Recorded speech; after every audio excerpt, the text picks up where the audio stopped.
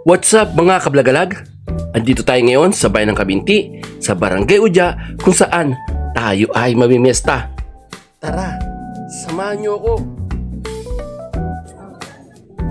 Iba talaga ang piyesta ng mga Pinoy. Kitang-kita naman natin kung gaano kadami ang tao.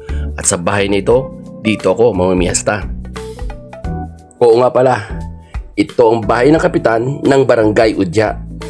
Kung nasaan ang piyesta, naroon ang mga sidera. Makakabili kayo ng mga murang laruan na pambata.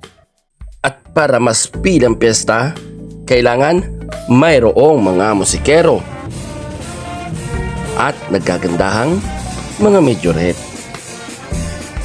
Sige lang ate, ikemot mo. Sige. Ginagawa ang piyesta bilang paggunita at pasasalamat sa kanilang patron.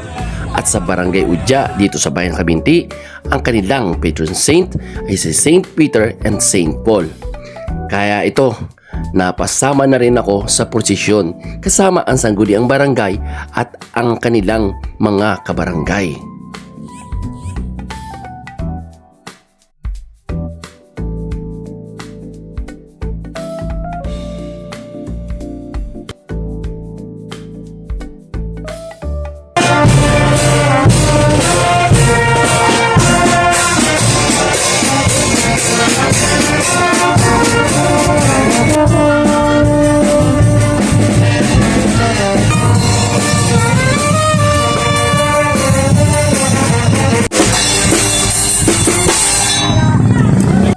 Hindi ko na rin pinalampas na magpa-video kasama ang ating mga bagong kablagalag.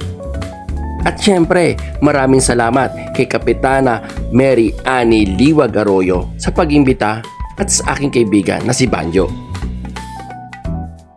At hanggang sa susunod, ako si Rio at ito ang Lagalag.